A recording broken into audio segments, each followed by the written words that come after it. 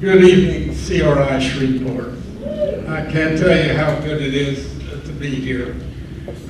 It's a treat for me, really, to be back in the South Central United States, running on Central Time, and sitting among people who are centered.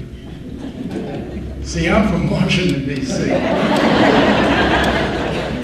And I can assure you that with a few minor exceptions, there ain't nobody who's centered up there. In fact, a lot of folks who don't even know what that means. So for me, coming back to Shreveport is both a respite and a privilege. It's a respite because I get away from the noise that is Washington, D.C. The professional arguers representing so-called special interests, which if you look at them closely really aren't very special after all. And it's always a privilege to be here because I get to talk to real people who are doing real things and applying real solutions to challenges that are very real. When Mac invited me to speak tonight, I asked him what subjects might be appropriate for this audience. He said, since he brought 500 of his best friends together.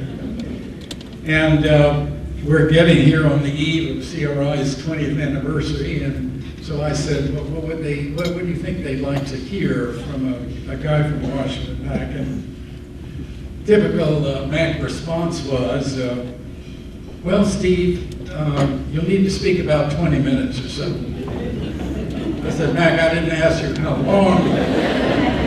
I asked you what it is they'd like to hear. Would they like to hear about Obamacare or about budget deficits or foreign policy? And he said, oh no.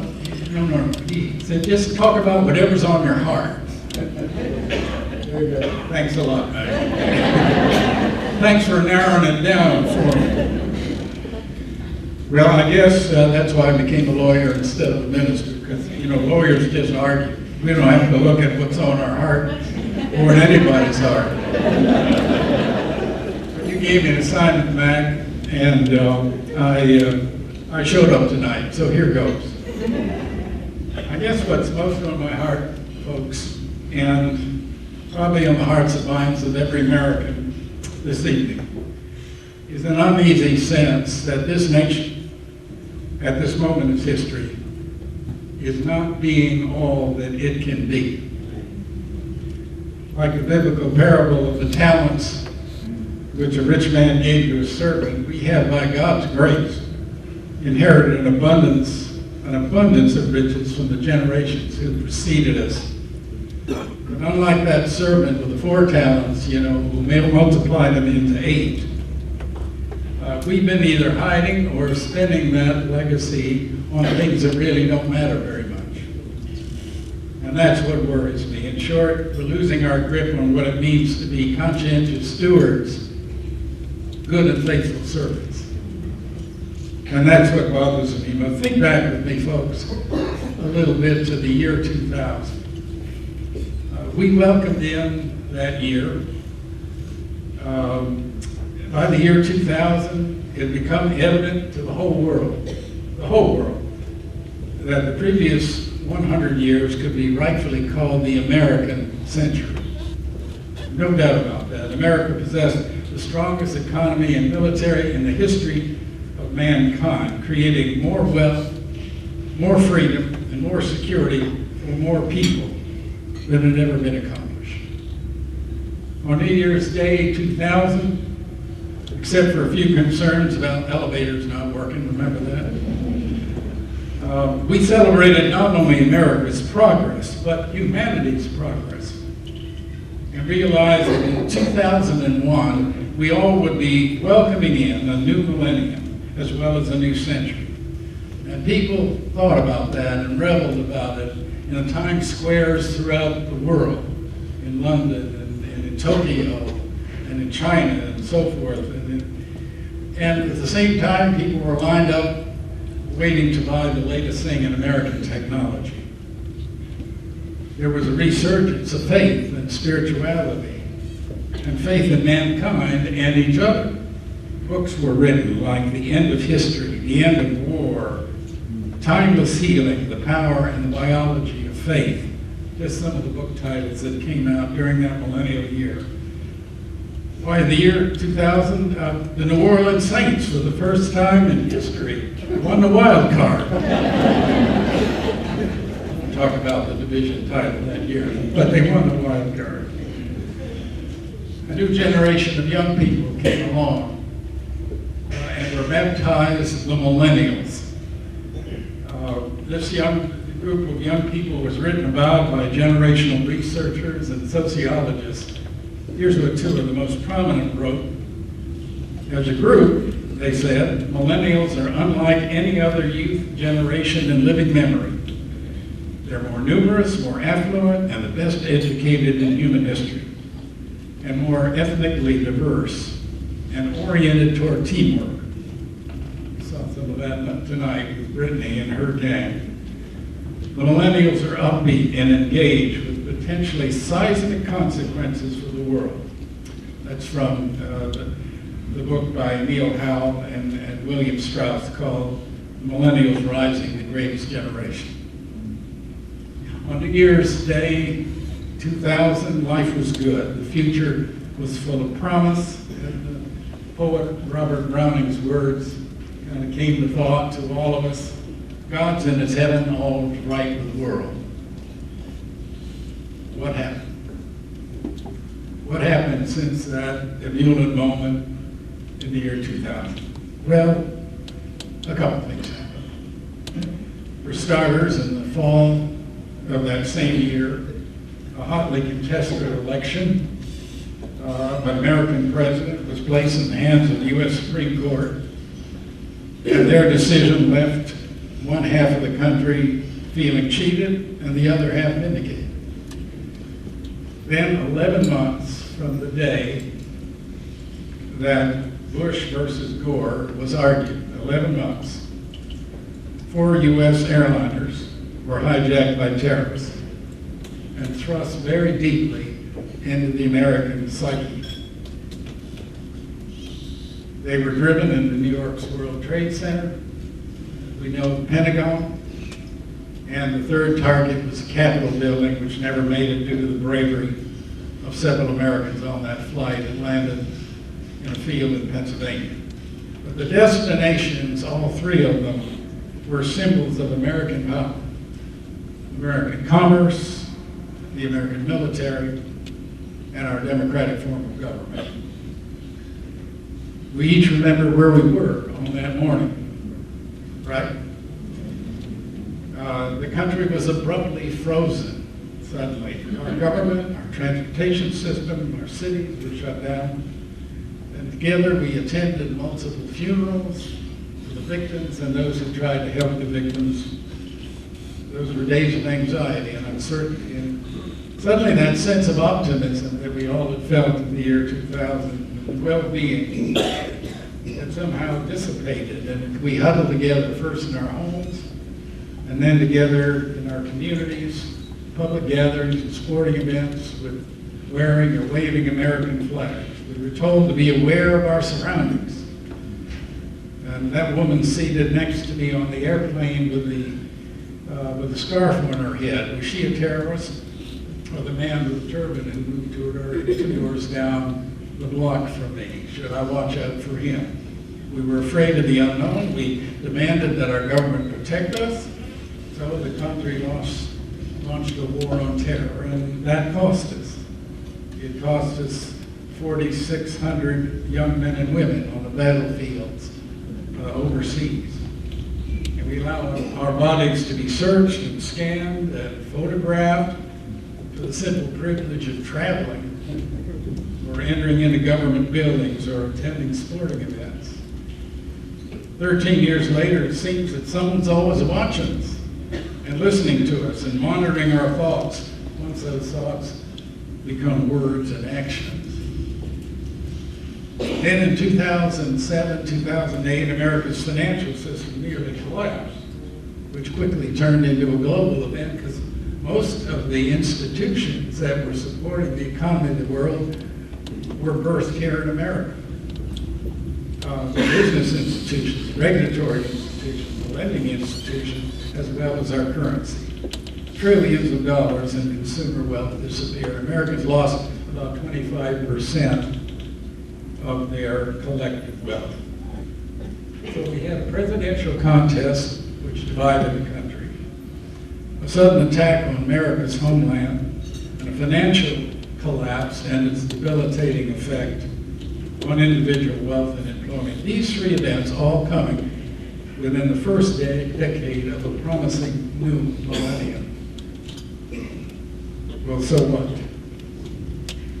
There's no question that we hit some hard bumps during those early years of this century. No question about that. But instead of just fixing the tires, realigning the wheels, and repairing the transmission, we seem to have stopped on the side of the road to argue about who was it that got us in that mess. The incompetence of whomever is driving the bus, the merits of left-handed versus right-handed steering wheels, and the cost of repairs. And the car isn't moving. You know, several days after 9/11, I was in Boston, and I was invited to attend the dedication of a new research facility in the Boston Public Library that would house the full collection of John Adams' papers. The guest speaker was David McCullough. You may know that name. He's a Pulitzer Prize-winning author of books like 1776 and Truman and John Adams. The audience was small. It was around 75 people because Boston, like other cities, had been locked down for a number of days and people didn't dare venture out.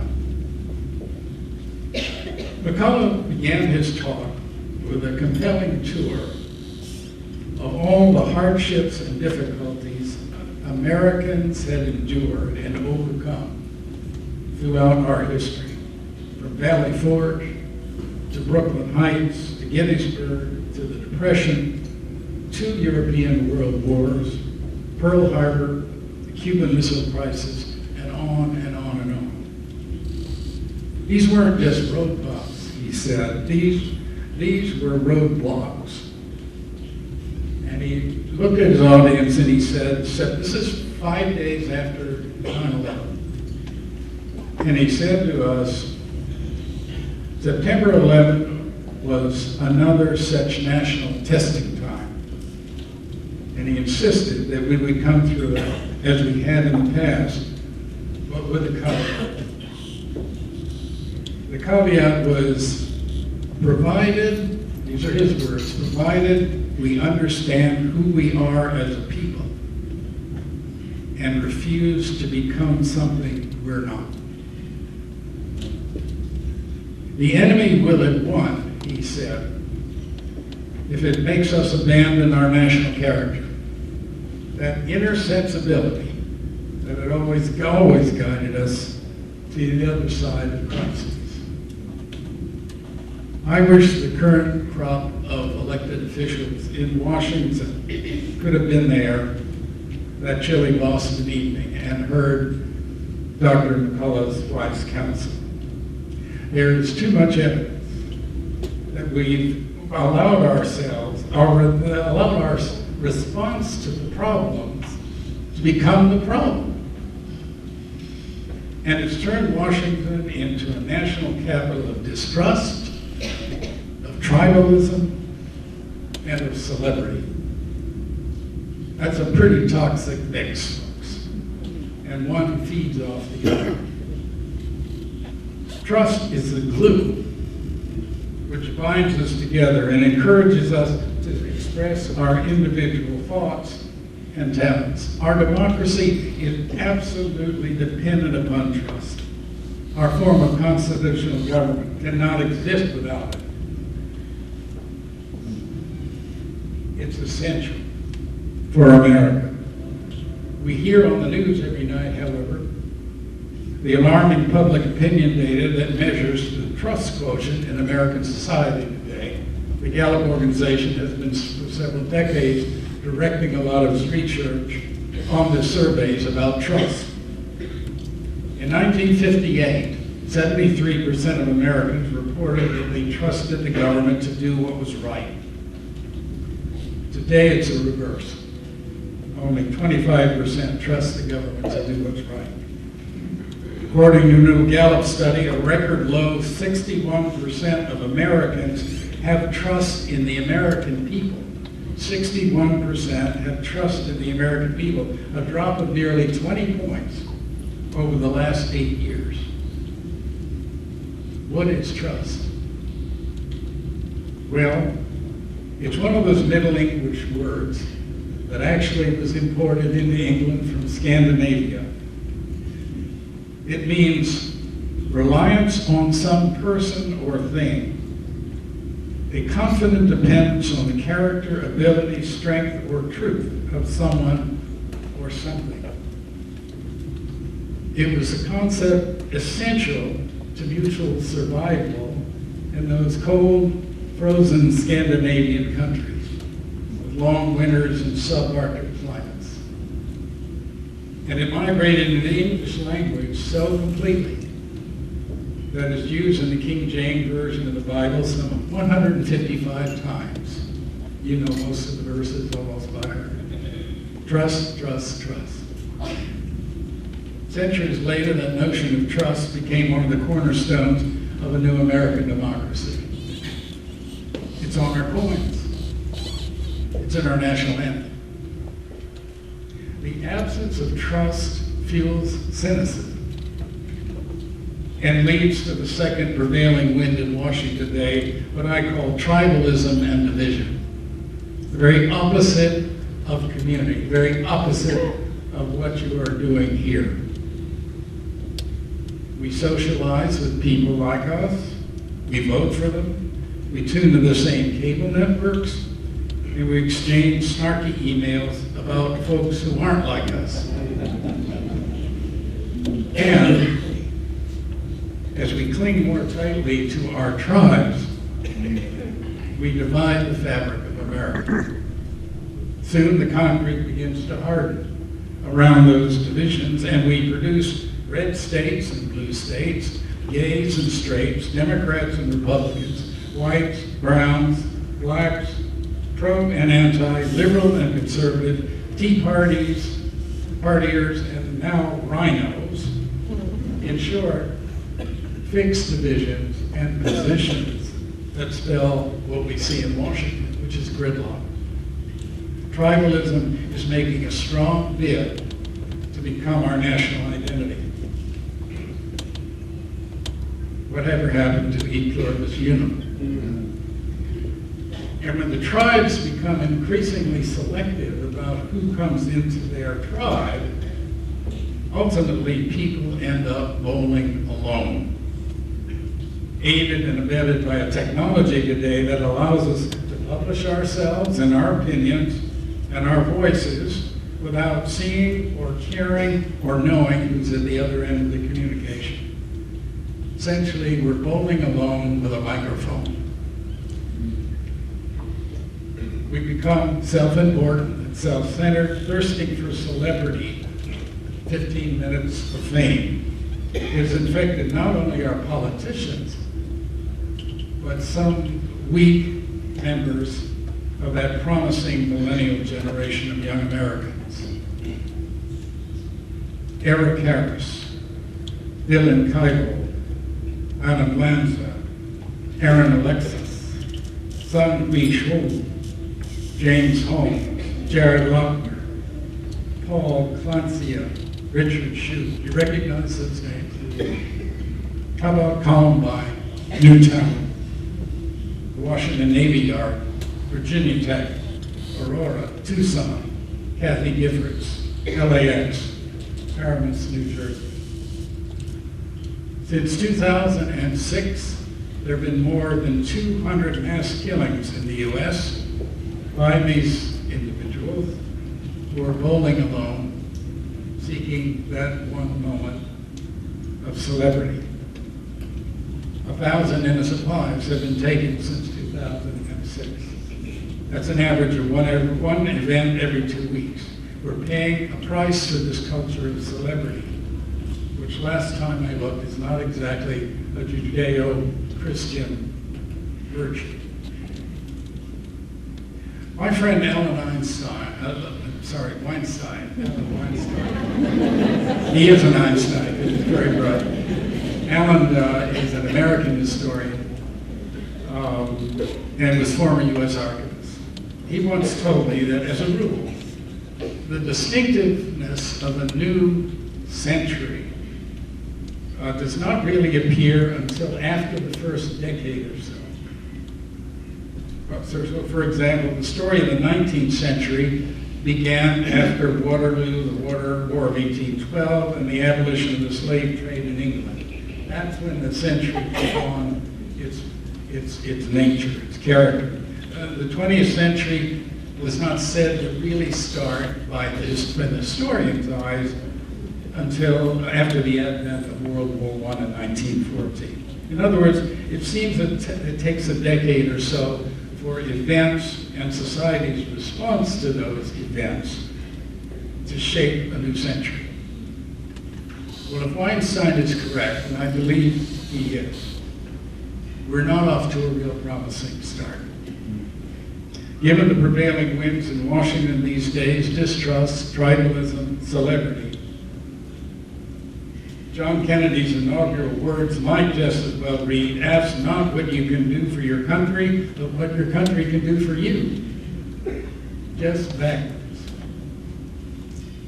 And of course, those who contribute to your political campaign. If I sound like a declinist, I'm really not. There are too many factors that point to the 21st century repeating as another American century. But Washington is a stage upon which this 21st century opera is playing out in America, but it needs to stop before this first century of the new millennium becomes shaped and defined by it. My friends, Washington desperately needs what you in this room have discovered and practiced for nearly 2 decades. You patiently and persistently stitched together the fabric of broken neighborhoods, broken lives, and communities. And you've managed to improve thousands and thousands of lives. CRI Shreveport, to me, represents the sensible center of the American experiment and the antidote to distrust, tribalism, and narcissism. You are the future. What's in Washington is tedious, obsolete, and needs to be replaced. We need to take our country back. The sensible center.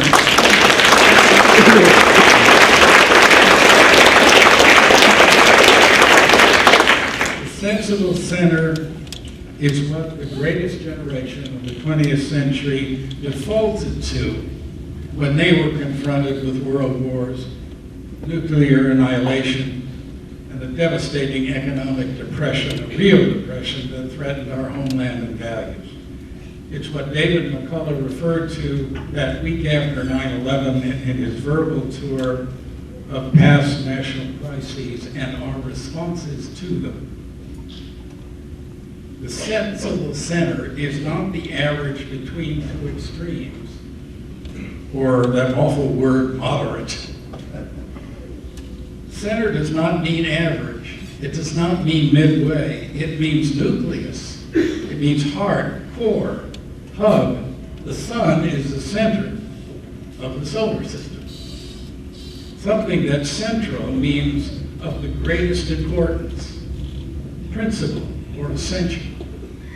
A person who's centered is, according to Webster, self-confident, goal-oriented, well-balanced, and secure.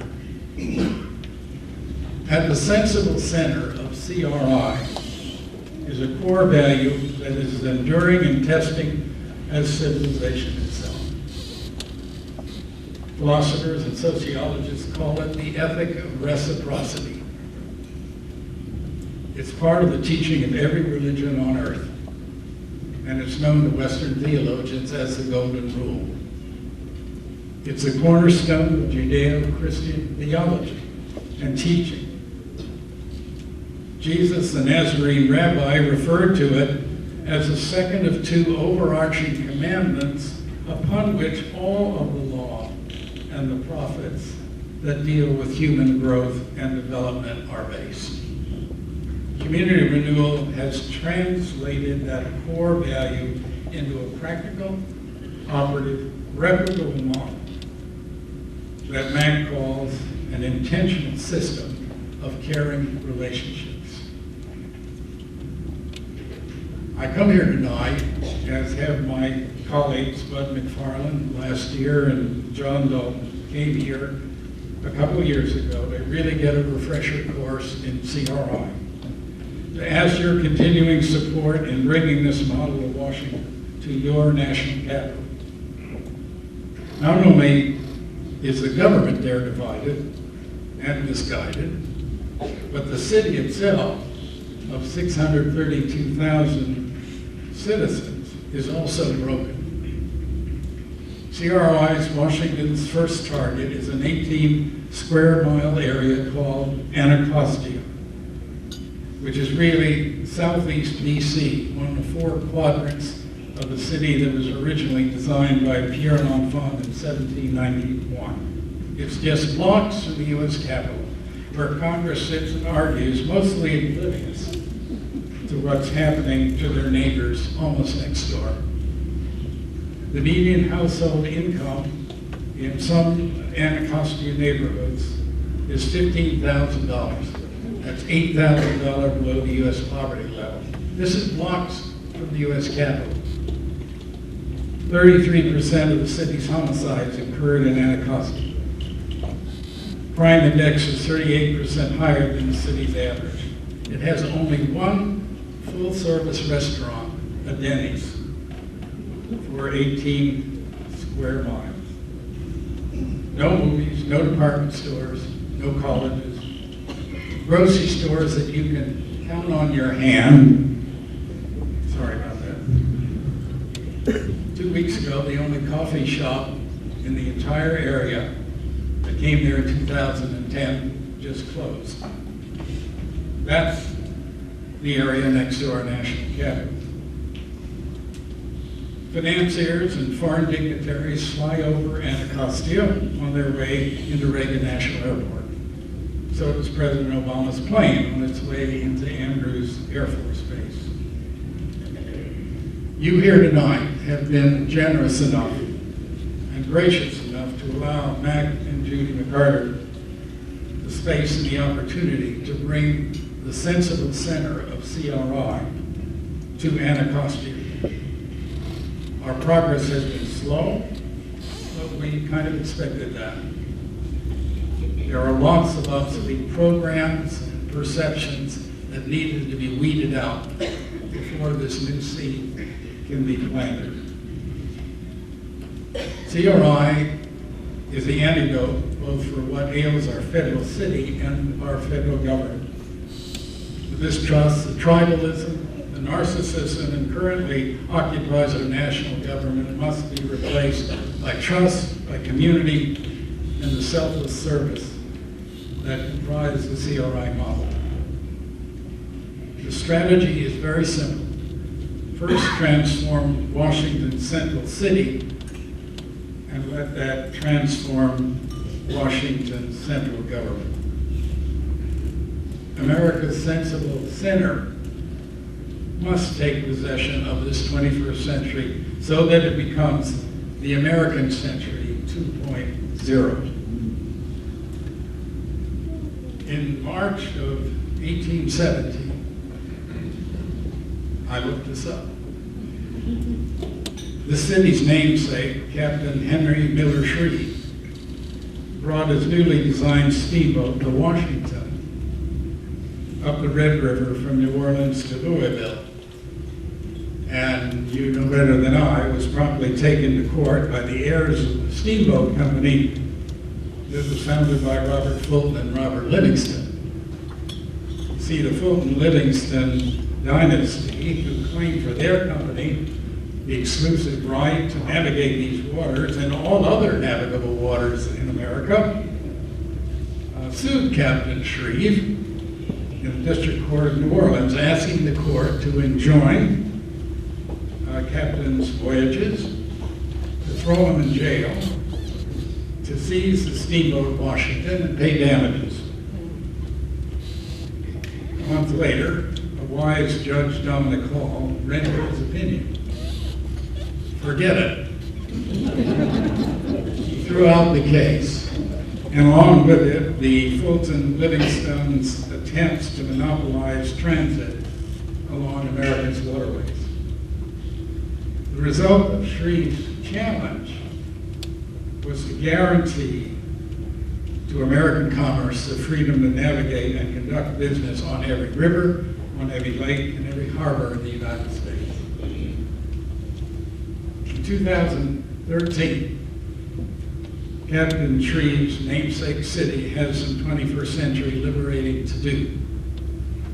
Today's Washington is a city, not a steamboat, but it too needs to be freed from a suffering and stifling corrosive monopoly that's gripped our town and the government that resides there.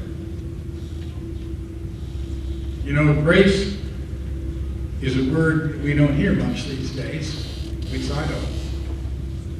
The Oxford Dictionary defines it in two parts.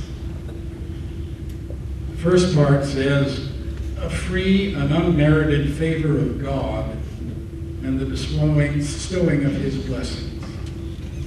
The second part is the divine influence which operates in men to regenerate and sanctify, to inspire virtuous impulses, and to impart strength to endure trial and resist temptation. The word grace appears 159 times in the Bible, from Genesis to Revelation.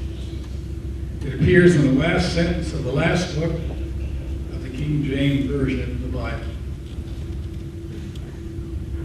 In 1893, a young English professor at Wellesley College boarded a plane to Colorado, to Colorado, to take up a summer teaching position at Colorado College.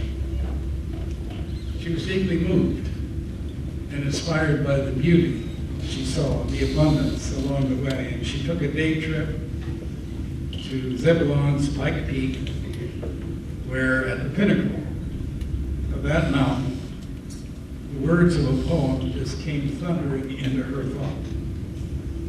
When Kathy Bates returned to her hotel room, she wrote those words down. Within a decade or so, that poem was put to music and became what's called the American hymn. Oh, beautiful for spacious skies, for amber waves of grain, for purple mountains' majesties above the fruited plain. America, America, God shed his grace on thee and crowned thy good with brotherhood from sea to shining sea. Note how that poem captures the two parts of the nature of grace. First, God's unconditional blessing upon his creation, and second, the regenerative effect of that blessing upon our relationship to each other. God shed his grace on thee, America, so your part of the deal is to crown that good with brotherhood. Community Renewal has been honoring that celestial bargain for 2 decades and has transformed the city of its founding. The poem, however, asks you to take yet another step. That grace that accompanies your mission must extend beyond the Red River, from sea to shining sea. The work is not done until that happened, just as Captain Shreve's legal victory freed the nation's waterways from coast to coast. Thank you, Mag. And thank all of you folks here in America's Sensible Center who've kept faith with that covenant of grace. Washington desperately needs what you've demonstrated here, and so does this great country, and the generations that will determine its future. Thank you.